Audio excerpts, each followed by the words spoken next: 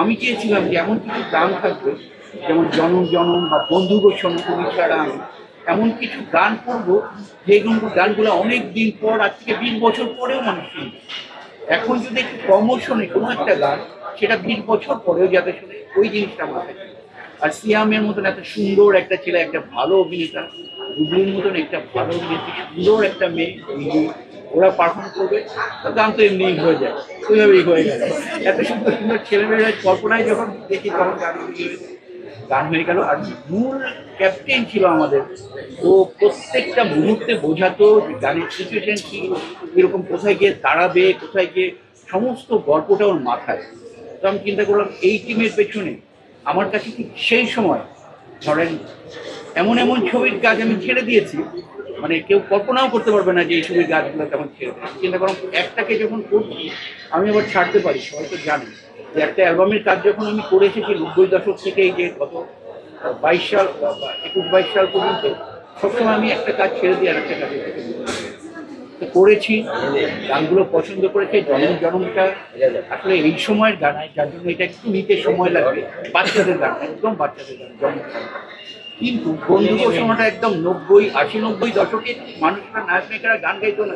এই যে সালমান শাহ আমারই ফ্রেন্ড ছিল, আমারই বন্ধু ছিল, ওরা যেরকম গান করতো ওরকম নায়ক নায়িকার ঠোঁটে মেলাচ্ছে, এটা কল্পনা করতেই আমার কাছে কেমন লাগছে।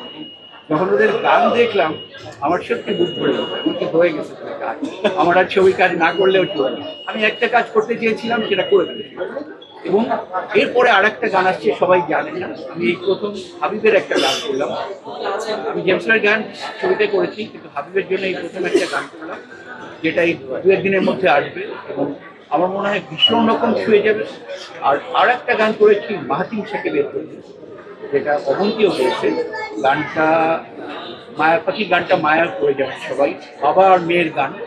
আমি বাবা নিয়ে আগেও গান করেছি, কিন্তু এবারে বাবা আর মেয়ের গানটা আমি চাই সমস্ত মানুষের, সমস্ত বাবা, সমস্ত মা তার বাচ্চাকে বুকে চেপে ধরে যেন এই গানটা গায়।